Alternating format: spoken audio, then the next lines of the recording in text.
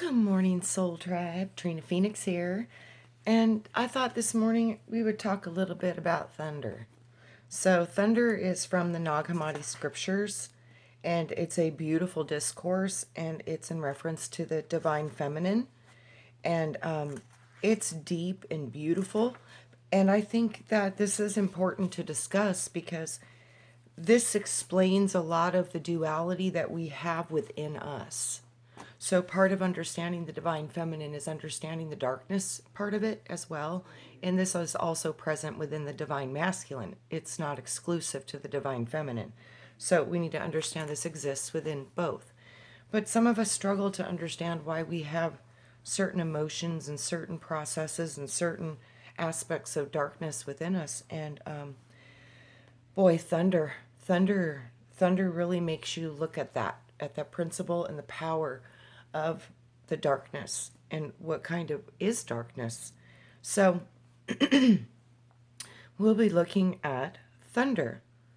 Thunder, perfect mind. So I was sent from the power, and I have come to those who have contemplated me. And I am found among those who seek me. Look at me, you who contemplate me, and you will hear. Listen to me, you awaiting me. Take me to yourselves. Do not banish me from before your eyes, and do not let your voice be hateful towards me, nor your hearing. Do not be ignorant of me at any place, at any time. Be alert. Do not be ignorant of me. For I am the first and the last. I am the honored and the scorned. I am the whore and the holy. I am the wife and the virgin. I am the mother and the daughter. I am the limbs of my mother, and I am a barren woman who has many children. I have had many weddings, and I have taken no husband. I am a midwife, and a woman who does not give birth. I am the solace of my own birth pains. I am bride and groom. And my husband produced me. I am the mother of my father, and the sister of my husband, and he is my offspring. I am the servant of him who fashioned me. I am the ruler of my offspring. He produced me with a premature birth, and he is my offspring born on time. And my strength is from him. I am the staff of his power and of his youth, and he is the rod of my old age. And whatever he wishes happens to me.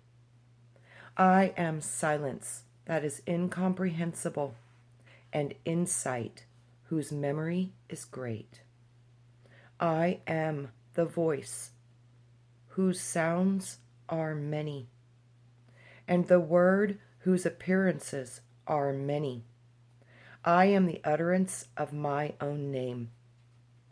You who hate me, why do you love me? And hate those who love me? You who deny me, confess me, and you who confess me, deny me. You who tell the truth about me, tell lies about me, and you who have lied about me, tell the truth about me. You who know me, be ignorant of me, and for those who have not known me, let them know me. For I am knowledge and ignorance. I am shy and bold. I am shameless. I am shamed. I am tough and I am terror. I am war and I am peace. be attentive to me. I am disgraced, and I am great. Be attentive to my poverty and my wealth. Do not be arrogant towards me. When I am thrown down on the ground, you will find me in those who are to come. If you see me on the dung heap, don't go and leave me thrown there. You will find me in the kingdom if you see me where I am thrown out. With the disgraced on the most sordid places, do not mock me. Do not throw me down violently. With those in need, I am compassionate, and I am cruel. Take care not to hate my obedience, but love my self-control. In my weakness, do not disregard me, and do not fear my power. For what you do, despise my terror, and denounce my pride. I am present in all fear, and I am strength and agitation. I am a weak woman, and yet I am a well in a pleasant locale. I am foolish, and I am wise. Why have you hated me in your counsels? Because I shall be silent among the silent, and I shall appear and speak. Why have you hated me, you Greeks? Because I am a barbarian among barbarians? For I am the wisdom of the Greeks, and the knowledge of the barbarian. I am the judgment of the Greeks and the barbarians. I am the one whose image is great in Egypt, and who has no image among the barbarians. I have been hated everywhere and loved everywhere. I am the one called life. And you have called me death. I am the one called law, and you have called me lawless. I am the one you pursued, and I am the one that you seized. I am one you have scattered, and you have gathered me together. I am one before whom you have been ashamed, and you have been shameless to me. I am a woman who does not celebrate festivals, and I am she whose festivals are many. I am goddess, and I have many gods. I am one you have professed, and you have scorned me. I am uneducated, and people learn from me. I am one you have despised, and you profess me. I am one from whom you have hidden, and yet you appear to me. Wherever you hide, I shall appear, for wherever you appear, I shall hide from you. For those who have foolishly taken me away from their understanding, from grief, and receive me from understanding, and grief. Receive me from low places in creation, and take from the good, even if in a lowly way. From shame take me to yourselves shamelessly. From shamelessness and shame put my members to shame within you. Draw near to me. You know me, and you know my members. And establish the great among the insignificant, first creatures. Draw near to childhood, and do not despise it because it is small and insignificant. Do not make what is great turn away. Part by part, from what is small, for what is small is known from what is great. Why do you curse me and honor me? You have smitten and you have shown mercy. Do not separate me from the first ones whom you have known. Do not cast anyone out, nor turn anyone away. Turn yourselves. Do you not know what is mine? I know the first ones, and those after them know me. I am perfect mind and rest. I am the knowledge of my search, the discovery of those who seek me, the command of those who ask for me, the power of powers through my knowledge of angelic ambassadors, through my word of gods among gods, through my counsel of spirits of all people dwelling with me, of woman dwelling within me. I am honored and I am praised, and scornfully despised. I am peace, and war has come because of me. I am alien and citizen. I am substance, and a woman without substance. Those from union with me are ignorant of me, and those sharing in my being know me. Those near me have been ignorant of me, and those far from me have known me. On the day I am near you, you are far from me. And on the day I am far from you, I am near you. I am a lamp of the heart. I am ...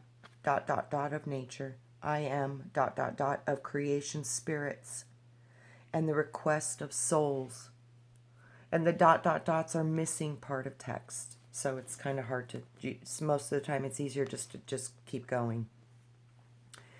I am restraint and lack of restraint. I am unity and dissolution. I abide and dissolve.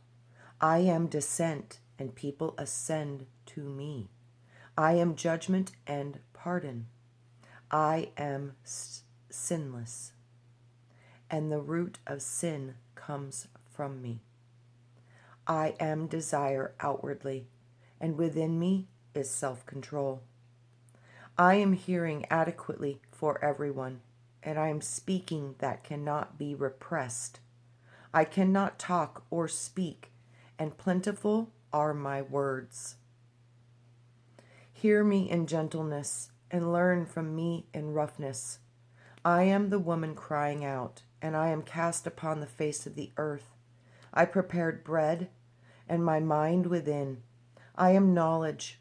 Of my name I cry out, and I listen. I appear, walk, seal, sign of refutation. I am the judge. I am the defense. I am the one called justice, but violence is my name. You honor me, you who overcome, and you whisper against me, you who are overcome. Judge before you are judged, because in you are judge and partiality. If you are condemned by it, who will pardon you?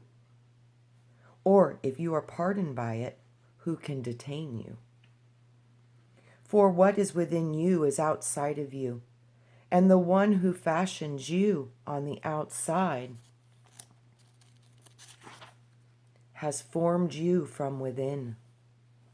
What you see outside of you, you see within you. It is visible, and it is your garment. Hear me, you listeners, and learn my words, you who know me. I am hearing adequate for everything, and I am speaking that cannot be repressed. I am the name of the voice and the voice of the name. I am the sign of the letter and the indication of division. I, light, and I, shadow. Hear me, you listeners.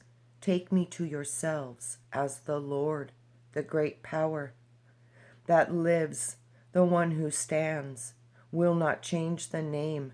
It is the one who stands, who created me, and I shall utter his name.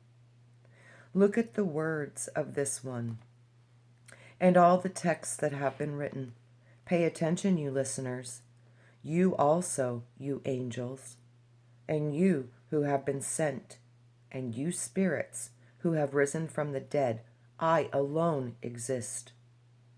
And I have no one to judge me, for there are many sorts of seductive sins and deeds without restraint, and disgraceful desires and fleeting pleasures that people embrace, until they become sober and rise to their place of rest. They will find me there, and they will live, and they will not die again. And that is thunder. And this is what they call the authoritative discourses. And this is in reference to the interpretations and talking about this discourse, which I think is beautiful. And I'll just read you parts of this.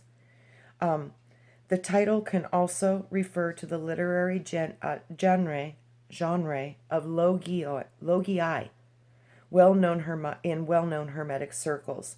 The present logos tells the story of the soul from her heavenly origin to her fall into the world and her return back to the realm of perfection, a place of rest where the light shining on her never sets. It opens with a scene in which a fiancé, the spirit, secretly nourishes his bride, the soul, the psyche, who has fallen into the world. And he heals her wounded eyes with an ointment so that she could see with her mind and perceive her true origin. The food and the medicine are constituted by the Logos. The healing accomplished by the Spirit on the eyes of Psyche shows that she is literally blind. And this is the imagery we see with Isis veiled. This is the imagery that we see with the blindfolds. And this is also about the facial diapers, because it's about speech and the word as well. This is one of her principles. So, when we look at the spirit of the eyes of Psyche, shows that she is literally blind. Through the metaphorical language of the text, we can distinguish the ignorance and the forgetfulness that characterized the worldly sojourn of the soul. This major theme is resumed in the authoritarian discourses, where blindness is connected to ignorance and leads us into darkness. The most intense passages of the discourses concern the soul's prostitution, a theme common in other Nag Hammadi tractates, and it is especially in the Exogenesis of the Soul of Codex II. Here, prostitution seems to be the result of the free choice of the soul, since the death and the life are set before everyone. The period of time the soul spends in the world is described in a metaphorical way. When the spiritual soul was cast into the body, it became a sibling to lust, hatred, envy, that is, to material soul. The soul has fallen into bestiality and left knowledge behind, veiled in metaphor. This mythical story of text reflects the grim reality of life in this world. If a lustful thought arises in a person who is a virgin, that person already has become contaminated. The author of the authoritative discourses also characterizes the soul as a strong heroine by virtue of the medicine she is to put on her eyes and in her mouth. She will be able to reject matter. She is now a triumphant woman, represented by the symbols of royalty, and is capable of overcoming the hostile forces that fight against her. She can even blind them with her light. Since her adversaries are supernatural powers, rulers or archons of Gnostic mythology, the refuge of the soul will be a spiritual, a treasure house, a storehouse where she is secure and no stranger can enter. but evil tempts the soul with seductive offers in order to entice her to ignorance and lead her to conceive material offspring. The themes of deception, gifts, and polluted offspring recall similar motifs in the exegesis on the soul. The author of the authoritative discourses pays particular attention to the somatic field of poisons, hooks, and nets capable of capturing the soul and drawing her into ignorance. Now see, this is the meaning of the divine feminine that lives within every single person on this plane that carries with it a soul. Because this is the explanation of what she is. She is soul. And the soul is very special. And it's been brought down into the material plane, the material world. So, the soul is not a native creature.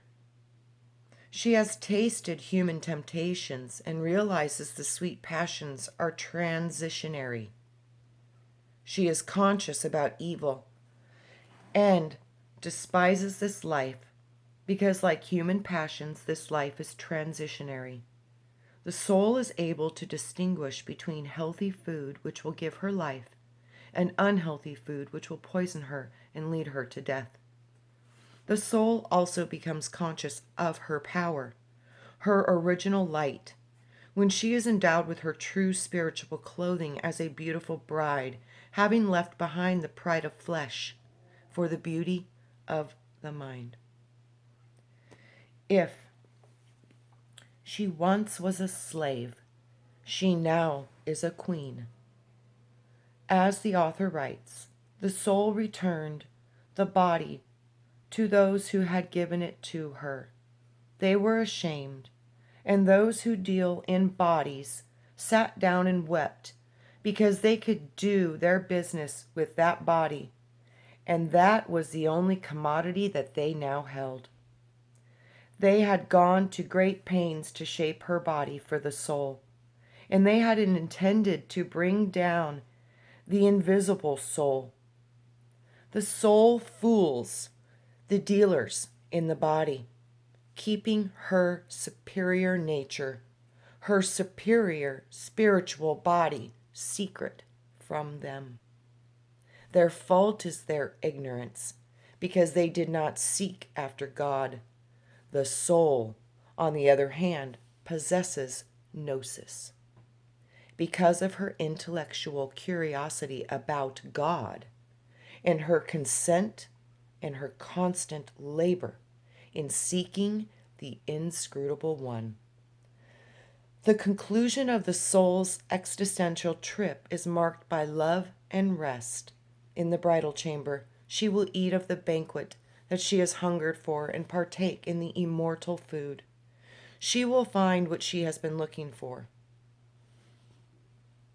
The authoritative discourses recalls, in this literary genre, homilies with a dialectic goal, as it proclaims to the readers how to deal with the soul's adversaries in order to obtain freedom and recover her true origin. The tractate also recalls that the genre of the novel, as it tells the story of a soul portrayed with feminine features going from her heavenly homeland to a body and prostitution, and returning back to the country of knowledge. The Gnostic tale shares the themes and terminologies with other Nag Hammadi texts, most notably the exogenesis of the soul, exogenesis on the soul, and similar tension between prostitution and virginity can also be found in both of these treatises. This factor may allow us to conclude that the authors of these two treatises may have come to find very similar conclusions and cultural milieu. The authoritative discourse is built upon a series of motifs typical Gnostic speculations of the bride and the bridegroom and the bridal chamber, the union in love and the opposition of the malicious archons, a material way of life of the soul culminating in prostitution, which is the material world. The themes of forgetfulness and drunkenness are emphasized as well. And although they recall similar statements in Gnostic texts, these themes are also present in the Philo of Alexandria. The description of the soul, first as a whore and then as a bride, and then often interspersed with quotations of proverbs or sayings typical of a well-schooled writer of the Greco-Roman world. Among the wise sayings are those that make sense of the metaphors of wheat and chaff of the Good Shepherd, the insertion of the elements that do not belong to the narratives creates some awkwardness in the Gnostic account of the soul, and the stylus breaks, and the changes in the person, we, plural, suggest in the text is a collection of separate accounts.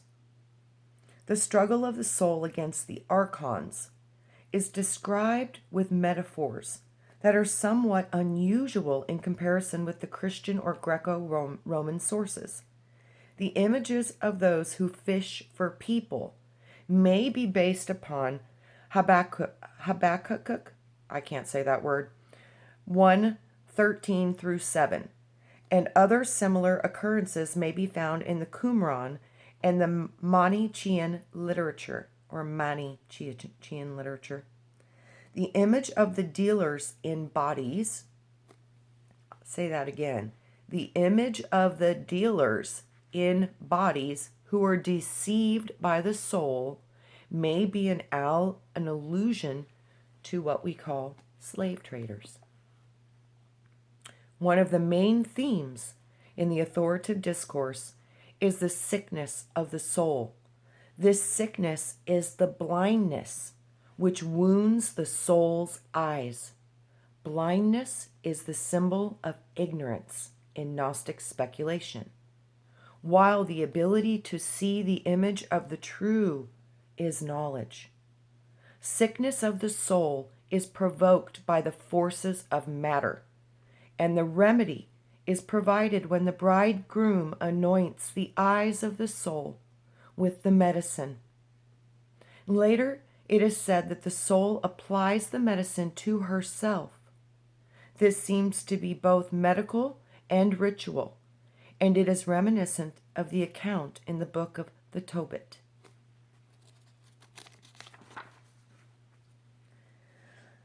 Yet they are stepchildren, unable to inherit from the male, but they will inherit from their mother alone. When the soul wishes to inherit along with the stepchildren, for the possessions of the stepchildren are the exalted passions, life's pleasures, hateful jealousies, boastful expressions, foolish experiences, reproachful words, etc. If a soul who is ignorant chooses a spirit of prostitution, he casts her out and throws her into the brothel. He has left her to corruption because she has abandoned modesty. Death and life are placed before everyone, and people will choose for themselves which of these two that they truly want. The soul will fall into drinking too much wine. In a corrupt matter, wine corrupts. The soul forgets her siblings, her father, and sensible pleasures and sweet things deceive her. She has abandoned knowledge and has fallen into the life of the animal, a person devoid of sense. They live like a beast, not knowing what one should say or stay, or if they should not stay. Not knowing what they should say or not say. The gentle child inherits with joy from the father. The father rejoices over his child because everyone praises the father on the account of the child. And the child also looks for a way to duplicate what was received. The stepchildren, their lust mix with sobriety. If a lustful thought arises in a person who is a virgin, that person has already been contaminated. The sword of appetite cannot mix with moderation. It is like the wheat mixed with the chaff. For if chaff is mixed with wheat, is not the chaff that is contaminated, but it is the wheat. Since they are mixed together, no one will buy the contaminated wheat. They will coax the dealer to say, "Give us this chaff." For if they see the wheat mixed with it, they will take the chaff and throw it out with the rest of the chaff. And that chaff will become mixed with all other material of stuff. Pure seed is kept in storehouses that are secure. We now have discussed all of these things. So, we have nothing in this world, or else the world's authority that came into being might hold us back, in the words of the heaven, where the death is universal, surrounded by individual. See, when you get out of the separation, you get into the we, and the we is the trinity of your consciousness, which is mother and father, and you are the child of that union. So that is the trinity. It's you with the powers of the mother and the father. You've become a new creation with that marriage of your powers of both within, and seeking of truth and knowledge, and just not the pleasures of the material world.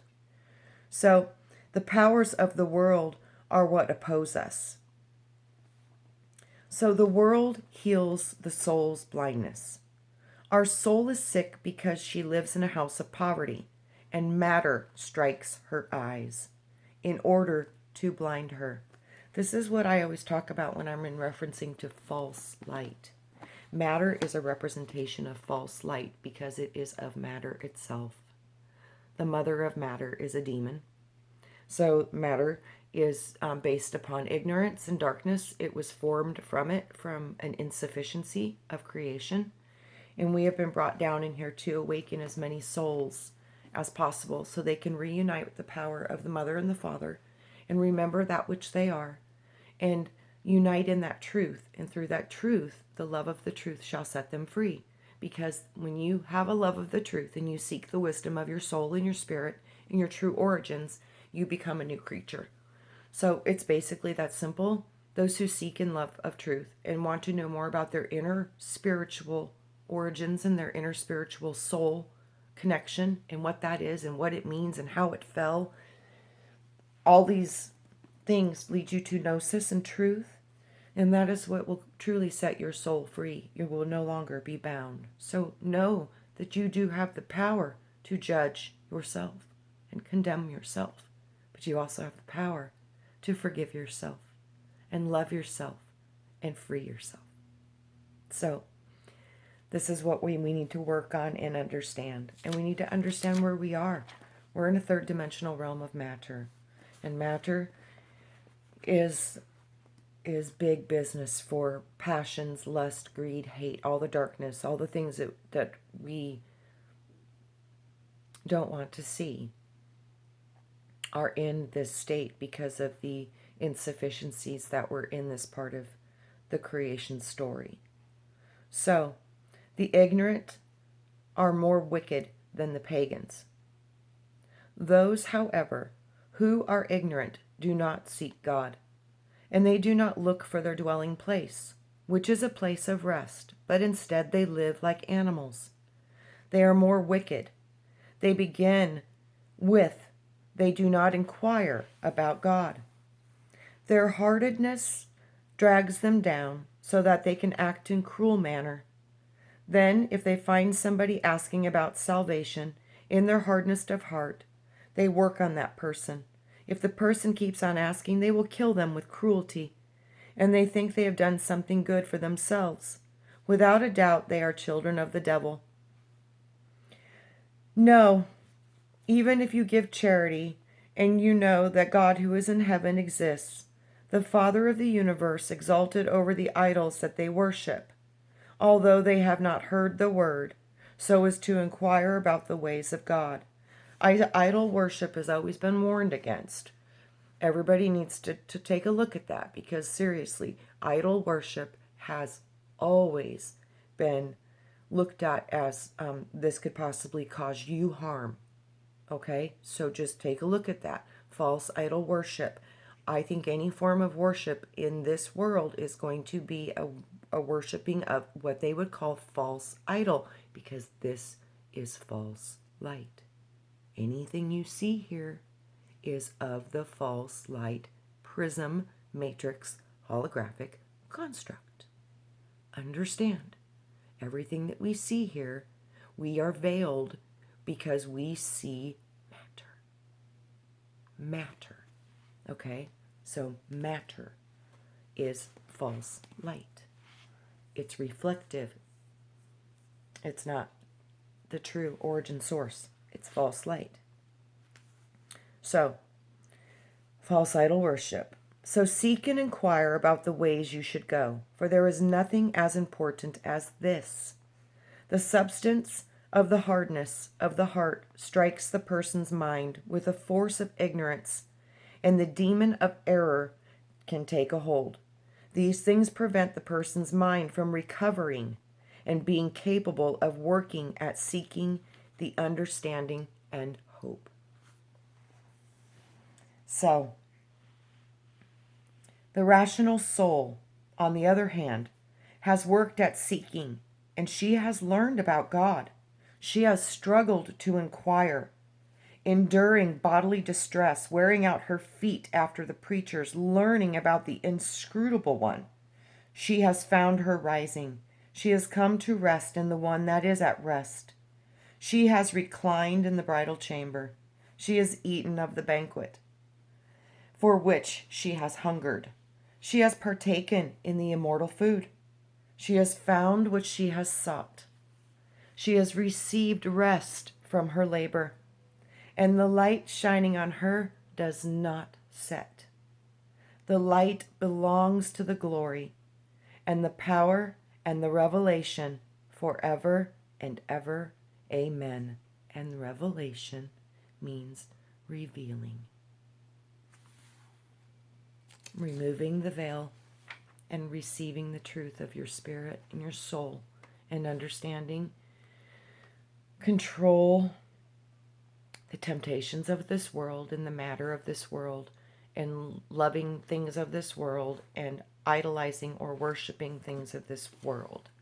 So it's time now to connect with all that you are, and part of that is all that is, and that would be referenced in thunder. So the divine feminine, she is all of it. She is the darkness and she is the light. She is the justice and she is the judgment. She is all of it. All of it. And all of it is being experienced in a material matter realm that was created in error. So the correction of the error of Sophia comes through the second coming of Christ. And the second coming of Christ is the children that wake up to their original birthrights and are loosed from matter and bound now only to soul and spirit. And that's how you're free. It's kind of that simple. You marry within yourself, and through that marriage you become wise, and you understand and receive the gnosis of your soul, and you understand where it's at and how to get it back home. So I love you guys. I hope you enjoyed thunder, and it's time to be thunder. Remember, Christ doesn't return as the lamb. Christ returns as the lion. Time to roar. And the roar might sound like thunder. Think about it. Thunder's perfect polarity. Its opposition is lightning. Lightning and thunder. The divine marriage. The spark and the sound meet the water. Time to activate thunder. And then everything else will fall right into place. The lightning and the water. So it's time, Soul Tribe. Embrace what you are and the power that lives within you, because it is like nothing else ever created in in this universe because it comes from above. So I love you. Have a wonderful day, and we'll see you on the next one. Bye. Love you all.